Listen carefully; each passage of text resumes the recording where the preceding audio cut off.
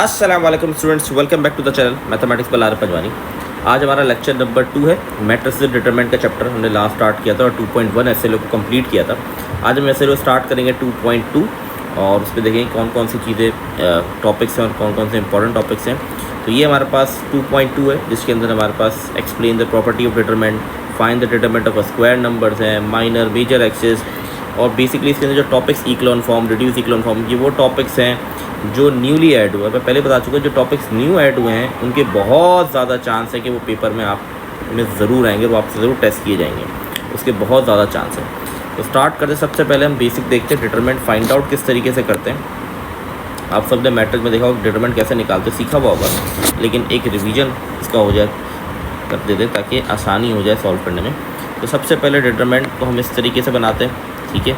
अब इसका मुझे डिटरमिनेंट फाइंड आउट करना है तो सिंपल मुझे क्रॉस मल्टीप्लिकेशन करनी पड़ेगी और वो हमारे पास डिटरमिनेंट आ जाए। क्रॉस मल्टीप्लिकेशन मीन 1 मल्टीप्लाई -1 आ गया, फिर 4 7 28 आ गया। जब भी हम डिटरमिनेंट निकालते हैं बीच में माइनस लिखते हैं, ये बात याद रखिएगा। तो आंसर आ गया -29। अच्छा, आप लोगों ने ये एक फॉर्मूला पढ़ा होगा डिटरमिनेंट निकालने का स्कूल में, जो नॉर्मली पढ़ाया जाता है ABCD। फॉर एग्जांपल इसका डिटरमिनेंट निकालना है तो फॉर्मूला होता है AD - B। तो ये वही चीज़ है बेसिकली। क्रॉस मल्टीप्लाई 1 मल्टीप्लाई -1 आ गया, बीच में हमेशा माइनस आएगा, और फिर 7 4 28 आ गया। तो -1 -28 -29 के बराबर आ गया। तो ये हमारा पहला पार्ट हो गया। सेकंड जो है वो 3/3 का डिटरमिनेंट है। 3/3 का डिटरमिनेंट कैसे निकालते हैं, वो इस तरीके से नहीं निकलेगा जैसे अभी हमने निकाला 2/2। इस 3/3 को मुझे पार्ट्स में ब्रेक करना पड़ेगा 2/2 के, फिर हम इसका डिटरमिनेंट फाइंड आउट कर सकते हैं। कैसे करेंगे, थोड़ी गौर समझिएगा इस कॉन्सेप्ट को। सबसे पहला नंबर है 5, तो मैंने 5 लिख दिया। जो भी नंबर आप सेलेक्ट कर रहे हैं उस नंबर का कॉलम और रॉ कट कर दें, मैंने कट कर दिया। जो बच गया वो लिखते हैं -4 0 3 एंड 1, ठीक है। तो जो भी नंबर हमने सेलेक्ट किया उसकी रॉ और कॉलम कट कर देना है। ये आ गया पहला नंबर। अब सेम चीज़ रिपीट होगी लेकिन नेक्स्ट नंबर हमारे पास क्या है 4 है। अच्छा, नेक्स्ट नंबर जो भी होगा, मतलब जो मिडल नंबर होगा उसकी हमेशा आप साइन चेंज करके लिखेंगे। यहाँ पर लिखा हुआ है +4, तो आप यहाँ लिखेंगे -4।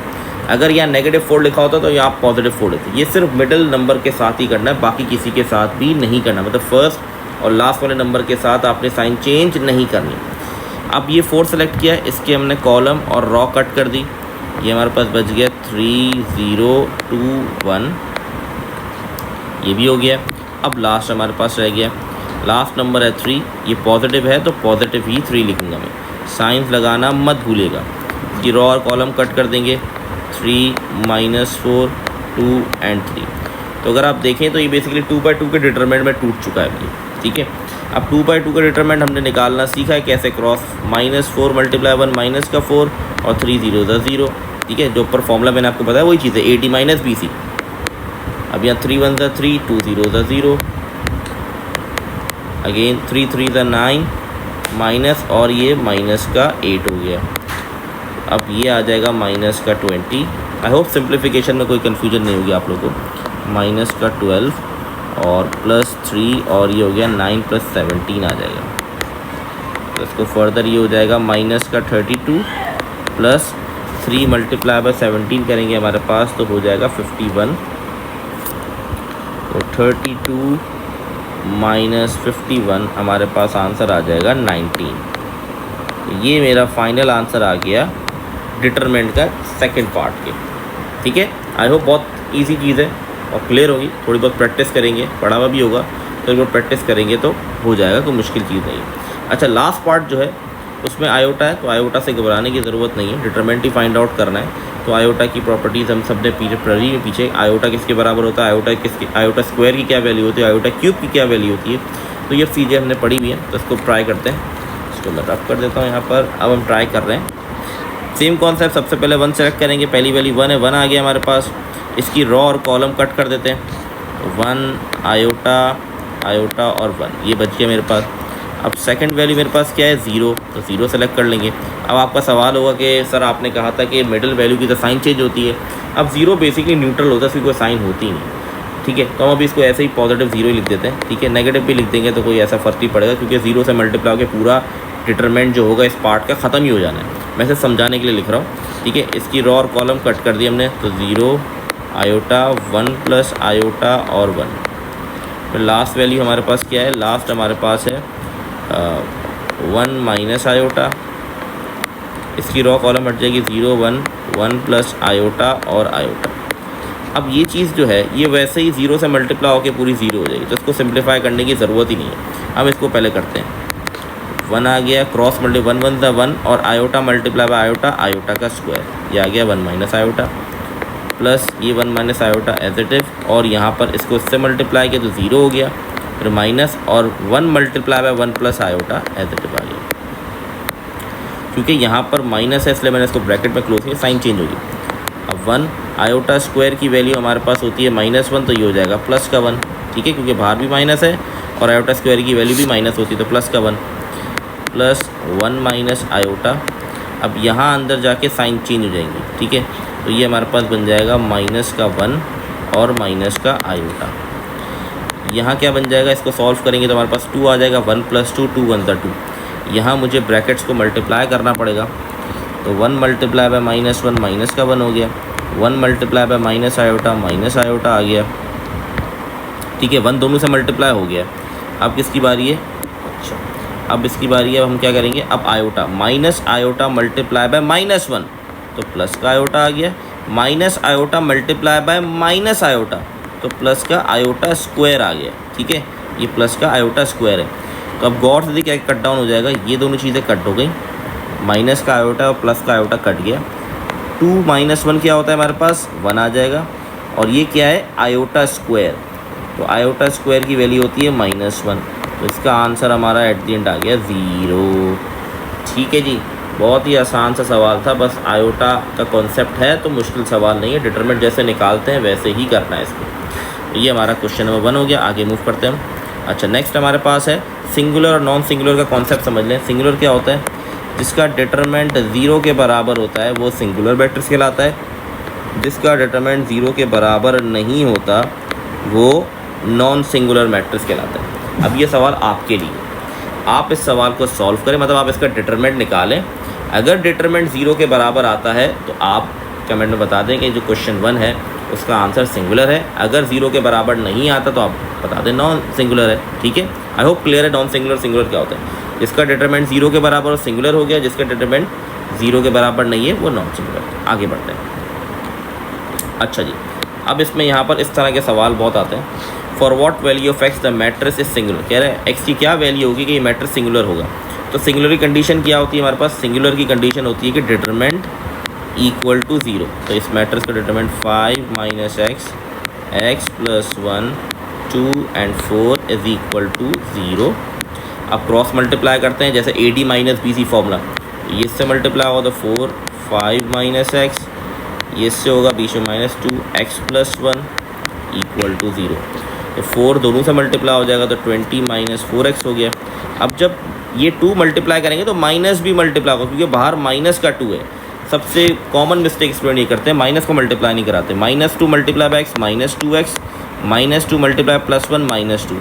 तो प्लस माइनस का इंतहाई ध्यान रखें ताकि आपके नंबर डिटेक्ट ना हो इन चीज़ों के अंदर। ये हो गया हमारे पास माइनस का 6s और 20 माइनस 2 हो गया 18 प्लस का इक्वल टू 0।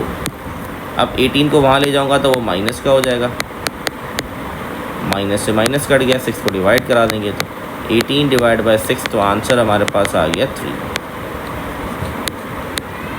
तो आई होप ये वाले कॉन्सेप्ट बड़ा क्लियर होगा। इसका एक और पार्ट देख लेते हैं हम, ये तो बड़ा सिंपल सा था हमारे पास।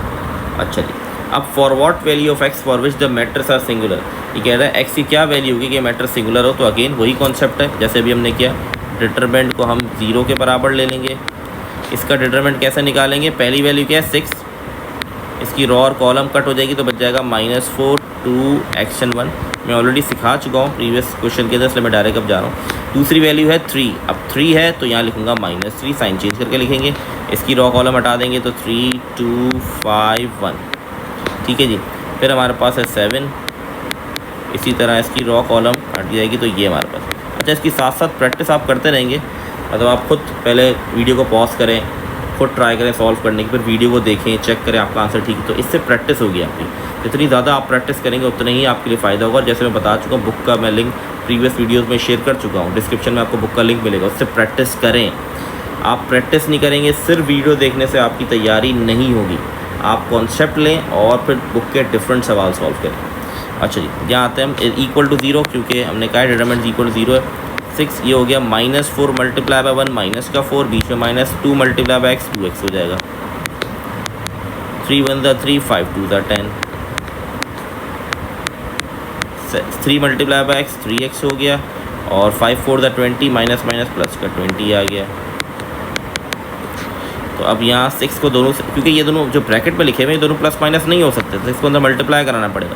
तो -24 -12x, इसी तरह ये -3 और ये बन जाएगा माइनस का 7, 7 को अंदर मल्टीप्लाई कराना पड़ेगा। 7 3 ज़ा 21x और 7 20 ज़ा 140 इक्वल टू 0।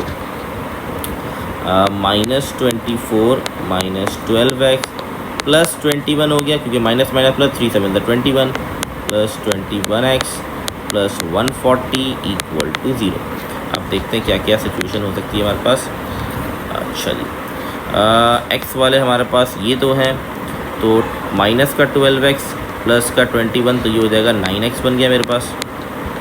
ठीक है, अब ये माइनस का 24 प्लस का 21, ये बन जाएगा -3 और प्लस 140, कैलकुलेटर में कर लेंगे आपके पास तो आ जाएगा। तो प्लस का 137 इक्वल टू 0। 137 को इक्वल टू की दूसरी साइड ले जाएंगे, तो ये हो जाएगा माइनस का 137, और इसको डिवाइड कर देंगे, तो ये कटिंग हो नहीं रही, तो यही इसका फाइनल आंसर हो जाएगा। ठीक है, 137 एक प्राइम नंबर है, कटिंग नहीं हो सकती, तो ये आपका आंसर हो गया। मतलब x की वैल्यू आ गई -137/9। बहुत ही सिंपल सा सवाल था। अच्छा जी, अगला कॉन्सेप्ट, ये बहुत ज़्यादा टेस्ट किया जाता है और इससे आगे सवाल भी बड़े इंपॉर्टेंट है। Minor of element of a square matrix. Minor किस तरह से फाइंड आउट करते हैं किसी भी मैट्रिक्स का, इससे MCQs आपको हर साल मिलेंगे। माइनर एंड कोफैक्टर, इस दोनों से आपके पास MCQs भरे हुए होंगे, आप पास पेपर गो थ्रू करेंगे तो आपको अंदाज़ा होगा। सो इसकी डेफिनेशन भी लिखी हुई है, minor of an element AIJ of a determinant is determinant obtain bye deleting the I and J raw in which element AIJ lies. Minor of an element is, ये पूरी डेफिनेशन है, मैं आपको सिंपल सवाल कराता हूँ ताकि आपको समझ आ जाए करना क्या माइनर। ठीक है, ताकि डिफाइन हो जाए आपको किस तरीके से सॉल्व करना है। अब ये एक मैट्रिक्स दिया है, वो कह रहा है इसका माइनर निकाल दो A22 का। तो पहले तो आप इस मैट्रिक्स को थोड़ा सा समझ लें। ये जो मैट्रिक्स है, ये A11 A12 A13 A21 A22 A23 A31 A32 A33। अब ये क्या मैंने लिखा है, ये बेसिकली डिफाइंड, ये जो A11 A12 डिफाइंड कर रहे हैं, हर एलिमेंट को डिफाइन करते हैं। ये इस तरीके से होता है, A I और J। ये जो I है ये रिप्रेजेंट करता है रॉ को, और ये जो J है ये रिप्रेजेंट करता है कॉलम। अब यहाँ क्या लिखा है 1 1, इसका मतलब फर्स्ट रॉ फर्स्ट कॉलम।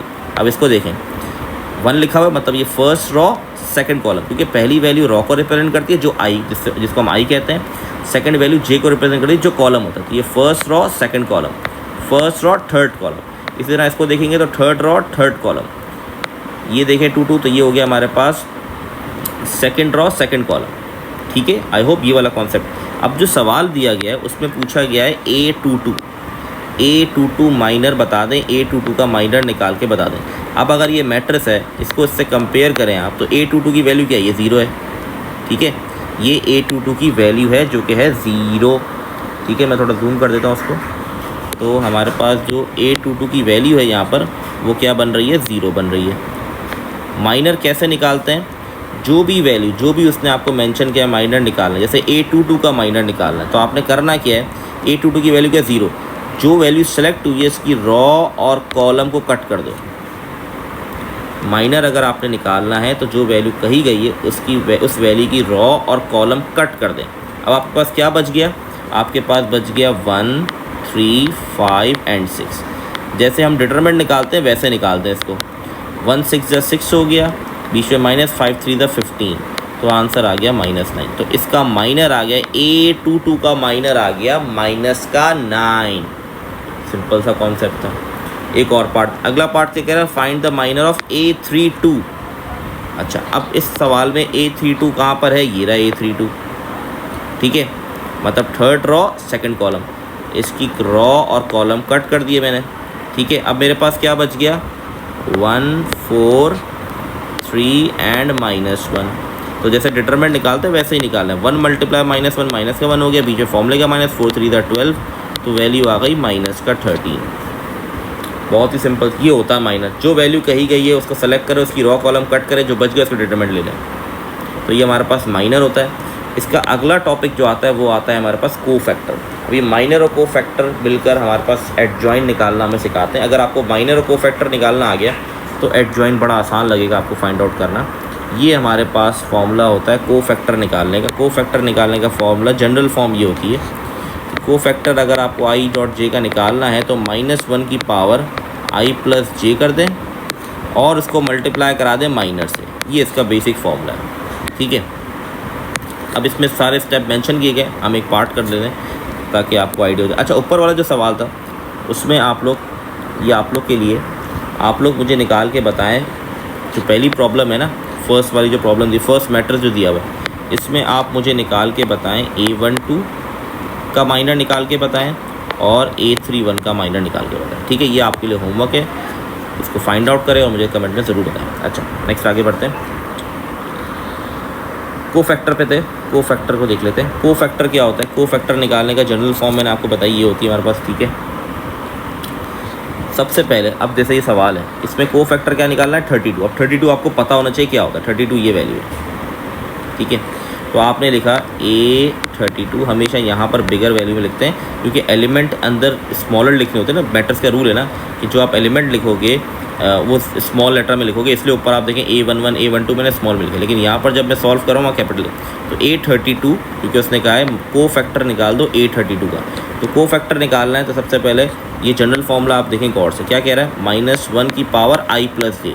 यहाँ i 3 के बराबर है और j 2 के बराबर, तो 3 + 2 लिख दिया मैंने, ठीक है, पहला हो गया। फिर कह रहा है माइनर को मल्टीप्लाई करा दो। इसका माइनर कैसे निकालेंगे, इसकी रॉ और कॉलम कट कर दे, माइनर आ जाएगा, तो 5 1 2 एंड -1, ठीक है जी। अब हम क्या करेंगे, अब इसको सॉल्व कर लेते हैं, सिंपल। -1 की पावर हो गई 5, ये कैसे निकलेगा, कोई डिटरमिनेंट की तरफ 5 मल्टीप्लाई -1 माइनस का 5, बीच में -2 1 2, तो ये हो गया मेरे पास -1 की पावर 5 है। जो 5 जो है बेसिकली ऑड नंबर है, ऑड नंबर जो है नेगेटिव की साइन चेंज नहीं करता, ये -1 ही रहेगा। और ये भी हो जाएगा -7, तो -1 मल्टीप्लाई -7, आंसर आ गया 7। तो ये है कोफैक्टर, हम इस तरह निकालते हैं। A32 का कोफैक्टर निकालना है तो जनरल फॉर्म क्या कहती है, -1 लिखो, -1 के ऊपर पावर लगा दो i + j, मतलब जो भी रो है वो लिख दो और जो भी कॉलम है उसको प्लस करा दो और फिर उसको मल्टीप्लाई करा दो उसके माइनर से, ठीक है। -1 तो लिखा, ये जनरल फॉर्म है, याद रहे। वो A33 का है, A21 का, A22 का है, तो आपने -1 लिखना ही लिखना है और पावर में आपने रॉ और कॉलम को ऐड करा देना है, ठीक है। आई होप ये दोनों कॉन्सेप्ट क्लियर होंगे। अब हम बढ़ते हैं अपनी लास्ट क्वेश्चन के ऊपर, आज के लास्ट SLO के ऊपर, जो है find the adjoint of a matrix. Adjoint कैसे निकाला जाता है किसी मैट्रिक्स का, तो एडजॉइंट निकालने का जो हमारे पास फॉर्मूला होता है, एडजॉइंट ऑफ, अगर फॉर एग्जाम्पल A मैट्रिक्स है, उसका फॉर्मूला हमारे पास ये होता है A11 A12 A13 A21 A22 A23 A31 A32 A33 का ट्रांसपोज। मतलब हमें करना क्या होगा, हमें इन सब 9 की 9 वैल्यूज़ मुझे फाइंड आउट करनी है, इसमें पुट करनी है, उसका ट्रांसपोज लेना है। तो इससे क्या हो जाएगा, मेरे पास आ जाएगा एडजॉइंट, ठीक है। अब ये A11 A12 की वैल्यू कैसे निकालेंगे, हमने अभी तो सीखी है, कैसे सीखी, कोफैक्टर, वही तो काम है कोफैक्टर का। तो कोफैक्टर्स निकालने में सबके ऊपर तो एक मेंशन था ना, A32 निकाल दें, A31 निकाल दें, A12 बता दें, यहाँ हमें सबके निकालना है। जैसे कि अभी मुझे A11 का निकालना है सबसे पहले, तो -1 की पावर 1 + 1 हो गई। अब A11 मतलब ये है, तो ये कट गया, ये कट गया, तो बचा क्या, 1510। इसीलिए कहा था कोफैक्टर और माइनर समझ आना बहुत ज़रूरी है, क्योंकि सवालों में भी यूज़ होंगे और MCQ में तो आते ही आते हैं। तो ये A11 की वैल्यू, इसको सिंप्लीफाई, -1 की पावर हो गई 2, ये हो जाएगा 0 माइनस 5। तो देखिए अब पावर जो है वो इवन है, जब इवन पावर होती है तो नेगेटिव पॉजिटिव हो जाता है। ये 1 पॉजिटिव का हो गया और ये नेगेटिव 5 है, तो A11 की वैल्यू मेरे पास आ गई माइनस का 5। ये A11 की वैल्यू मेरे पास आई है जो कि है माइनस का। इसी तरह हमें बाकी वैल्यूज़ भी फाइंड आउट करनी है, तो जल्दी से कोशिश करते हैं इसको निकाल लें। अच्छा, A12 की वैल्यू -1 की पावर 1 + 2। अच्छा, ऊपर मैं इसको क्लीन कर देता हूँ अभी, आई होप ये कॉन्सेप्ट समझ आ गया। अब यहाँ पर A12 की जो वैल्यूज़ हैं उसकी रॉ और कॉलम हटाते तो हमारे पास बचता है 3, 5, -5 एंड 0।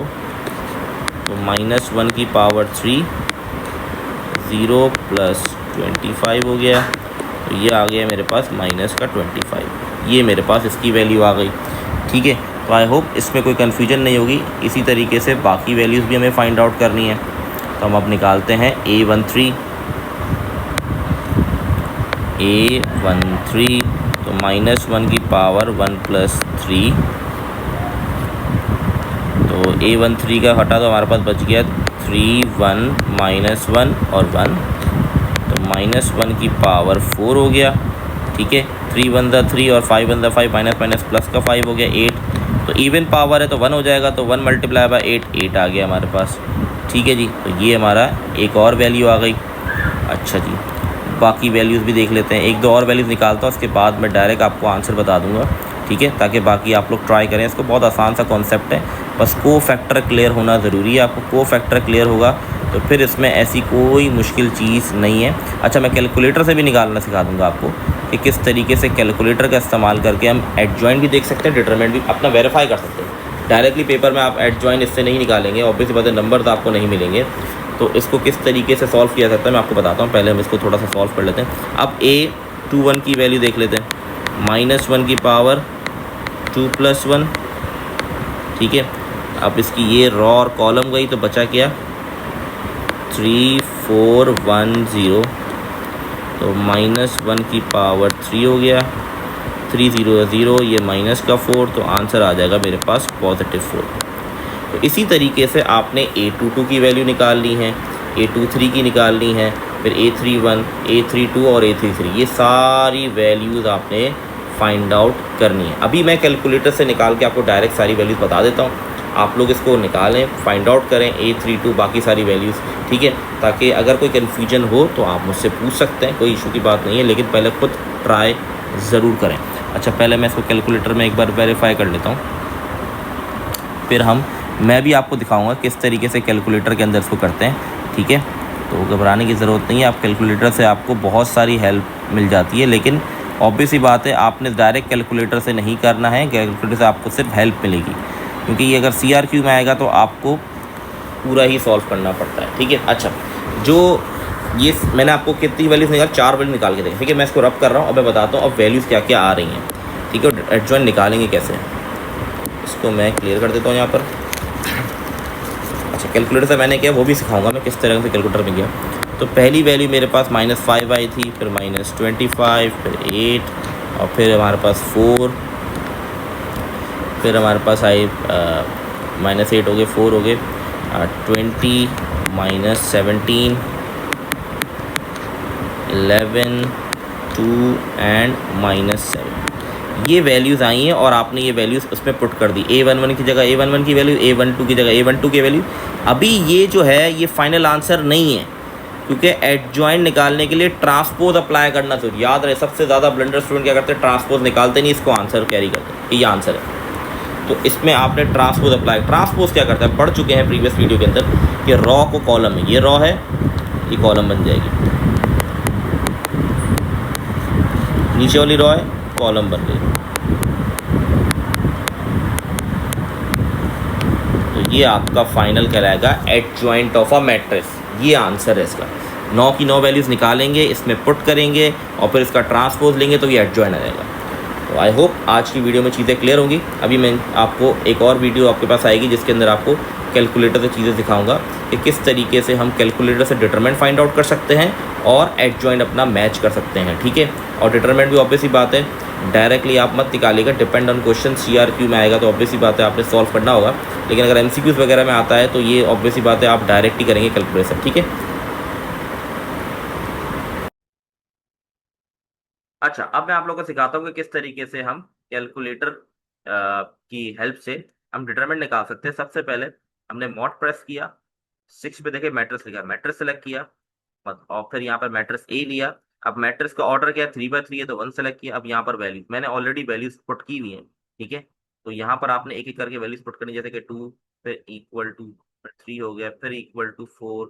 इस तरह आपने इक्वल टू प्रेस कर करके सारी वैल्यूज को पुट ऑन करना है, ठीक है।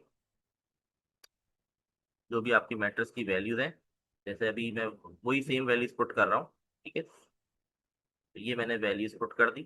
वैल्यूज पुट करने के बाद आपने AC प्रेस कर देना है। मैट्रिक्स आपका हट गया, ऊपर देखिए MAT लिखा आ रहा था, मैट्रिक्स अभी बना। अब अगले जो ऑपरेशन है वो कैसे होंगे, शिफ्ट दबाकर 4 प्रेस करना है। हमें क्या निकालना है, डिटरमिनेंट। देखिए यहाँ 7 पे लिखा है डिटरमिनेंट, मैंने 7 प्रेस किया। अब वो पूछ रहा है डिटरमिनेंट किसका निकालना है, तो मैट्रिक्स A का निकालना है, क्योंकि मैट्रिक्स A में वैल्यू पुट कीजिए। तो वापस से शिफ्ट दबा के 4 प्रेस किया। 3 पे मैट्रिक्स ए लिखा हुआ है, मैट्रिक्स ए सेलेक्ट किया, ब्रैकेट क्लोज किया। तो ये इसका हमारे पास -53 डिटरमिनेंट आ गया। ये किसका डिटरमिनेंट निकाला, जो मैंने एडजॉइंट में भी सवाल किया था ना, ये उसका डिटरमिनेंट निकाला। जो मैट्रिक्स था ना एडजॉइंट वाला, उसका डिटरमिनेंट आप लोग खुद निकाले, देखें यही आ रहा है कि नहीं आ रहा। -53 ही आएगा वैसे तो, लेकिन आप लोग ट्राई करें, ठीक है। तो ये मैंने डिटरमिनेंट निकाल के दिखाया। अब मैं आपको सिखाता हूँ कि हम बेसिकली एडजॉइंट कैसे निकालते हैं। देखिए अगर आप लोगों ने एक फॉर्मूला पढ़ा होगा, A inverse equal to adjoint of A divide by A determinant. ये आपने जरूर फॉर्मूला पढ़ा होगा। अगर मुझे इसमें से एडजॉइंट निकालना है तो कैसे निकालूंगा, मैं ए इनवर्स को मल्टीप्लाई कर दूं अगर डिटरमिनेंट से, तो मेरे पास आ जाएगा एडजॉइंट। अब इसको इसमें कैसे करेंगे, पहले तो आपने वही स्टेप करना है, मॉड 6 मैट्रिक्स सेलेक्ट किया, 3/3 सेलेक्ट किया, वैल्यूज पुट करनी है, AC दबा देना। अब हमने क्या, शिफ्ट दबाया, 4 प्रेस किया, सही है, मैट्रिक्स सेलेक्ट किया, मैट्रिक्स ए। मुझे मैट्रिक्स का इनवर्स निकालना है पहले। तो ये इनवर्स का बटन था, इनवर्स दबा दिया। ये देखिए मॉड के नीचे लिखा हुआ है एक्स के ऊपर -1, इनवर्स आ गया। इनवर्स को मल्टीप्लाई कराना है मुझे डिटरमिनेंट से। इनवर्स को डिटरमिनेंट से मल्टीप्लाई कराऊंगा तो मेरे पास आ जाएगा एडजॉइंट। शिफ्ट दबाकर 4 दबाया, डिटरमिनेंट सेलेक्ट किया, फिर शिफ्ट दबाकर 4 दबाया। कौन से मैट्रिक्स डिटरमिनेंट, मैट्रिक्स ए का। ये देखिए मैट्रिक्स, अब मैंने क्या किया, मैट्रिक्स ए का इनवर्स को मल्टीप्लाई कर रहा हूँ डिटरमिनेंट ऑफ मैट्रिक्स ए से, तो इससे मेरे पास आ जाएगा एडजॉइंट। ये आ गया एडजॉइंट। अब आपके सामने, आप वीडियो में वापस बैक जाएं, ये जो आंसर आया था हमारा एडजॉइंट का, वो एडजॉइंट ऑफ मैट्रिक्स ए का, वो अपने पास लिखें और इससे मैच करें, यही आपके पास आंसर होगा। कि यही हमारे पास आंसर आ रहा था, ठीक है। तो ये मैंने आपको सिखा दिया किस तरीके से डिटरमिनेंट निकालते हैं, किस तरीके से हम एडजॉइंट निकालना। अब दूसरे कैलकुलेटर भी देख लेते हैं। ये बहुत सारे स्टूडेंट्स के पास ये वाला कैलकुलेटर भी होता है, तो इसको भी गो थ्रू कर लेते हैं ताकि कोई भी किसी किस्म की कंफ्यूजन ना हो आप लोग को। अच्छा, यहाँ पर भी मैट्रिक्स सेलेक्ट हुआ है, पहले से हमने लास्ट टाइम वीडियो में किया था। तो मॉड प्रेस किया, मैट्रिक्स 4 पे 4 सेलेक्ट किया। यहाँ पर मैट्रिक्स ए, आपको पूछा कितनी रॉ, अगर 3 रॉस और 3 कॉलम, ठीक है। इसमें भी कोई वैल्यूज डली हुई है तो आपने इसमें भी वैल्यूज पुट करनी है। वैल्यूज पुट करने के बाद आपने AC प्रेस कर देना है, ठीक है। ये मैट्रिक्स लिखा हुआ आ रहा होगा, तो इसका मतलब है मैट्रिक्स में। अब आपने जैसे इस कैलकुलेटर में शिफ्ट दबा के 4 दबाना पड़ता है, यहाँ पर ये नहीं, यहाँ पर ऑप्शन लिखा हुआ है, शिफ्ट के नीचे ऑप्शन है, प्रेस किया। अब अगर आपको डिटरमिनेंट निकालना है तो आपने आगे जाना पड़ेगा, नीचे करें। तो ये देखिए नीचे गया तो डिटरमिनेंट 2 पर आ गया, तो आपने कहा भाई डिटरमिनेंट निकालना है मुझे, किसका निकालना है, फिर ऑप्शन सेलेक्ट करें। मैट्रिक्स ए का निकालना है, वो 3 पे है, तो मैंने ये सेलेक्ट कर लिया। इक्वल टू दबाया, तो ये मेरे पास इसका डिटरमिनेंट 0 आ रहा है, ठीक है। इसका डिटरमिनेंट 0 आ रहा है। अब हम इसका निकालते हैं। अच्छा, इसका डिटरमिनेंट 0 है। अब इसका हम निकालते हैं एडजॉइंट, ठीक है। इसका हम निकालते हैं एडजॉइंट। तो सबसे पहले हम कैसे निकालेंगे, मैंने आपको भी बताया, ऑप्शन प्रेस किया, मैट्रिक्स सेलेक्ट किया। अब यहाँ पर इनवर्स जो है ना, इस कैलकुलेटर में तो मॉड के नीचे इनवर्स है, यहाँ पर कैलकुलेटर में इनवर्स ये रहा, एक्स की पावर माइनस। इसको अब मल्टीप्लाई मुझे करवाना है डिटरमिनेंट के मैट्रिक्स से। डिटरमिनेंट सेलेक्ट किया, डिटरमिनेंट किसका हमें निकालना है। अच्छा, यहाँ पर बेसिकली क्या है, डिटरमिनेंट 0 आया है ना, तो एडजॉइंट 0 ही आएगा। मैं सिर्फ आपको एक तरतीब सिखा रहा हूँ कि किस तरीके से फाइंड आउट करना है। यहाँ पर इसकी वैल्यूज एरर शो कर रही है, क्योंकि इस मैट्रिक्स का डिटरमिनेंट 0 है, तो इसलिए इसका एडजॉइंट भी 0 आएगा, ऑब्वियस सी बात है, क्योंकि डिटरमिनेंट 0 होता है तो हम फर्दर सॉल्व भी नहीं करते। तो खैर, मुझे सिखाना था कॉन्सेप्ट किस तरीके से कैलकुलेटर में यूज़ करेंगे। आप मैट्रिक्स की कोई और वैल्यूज पुट करके देख सकते हैं, या हम एक काम करते हैं, मैं इसमें कुछ वैल्यूज चेंज कर देता हूँ ताकि आप लोगों को थोड़ा क्लियर हो जाए, कोई भी कन्फ्यूजन ना हो। इसको मैंने 6 कर दिया, इसको मैंने 5 कर दिया, ठीक है। ये मैंने थोड़ी चेंजेस कर दी वैल्यूज के अंदर ताकि कोई कन्फ्यूजन ना, मैं हम वापस से निकालते हैं इसको। तो मैट्रिक्स ए सेलेक्ट किया, इनवर्स मल्टीप्लाई बाय, फिर हमने डिटरमिनेंट देखा, डिटरमिनेंट हमारे पास ऊपर है, डिटरमिनेंट किसका है 3, मैट्रिक्स ए का। तो ये देखिए हमारे पास, ये जो मेरे पास आया है ये मेरे पास एडजॉइंट आ गया, ठीक है। तो आई होप आप लोग को चीज़ें क्लियर हुई किस तरीके से हम डिटरमिनेंट निकालते हैं और किस तरीके से एडजॉइंट निकालते हैं। इंशाल्लाह नेक्स्ट वीडियो में 2.2 एसएलओ को कंटिन्यू करेंगे। अभी बहुत सारी चीज़ें इसके अंदर, बहुत सारी नई चीज़ें हैं जो सीखना बाकी है। तब तक के लिए अल्लाह हाफ़िज़।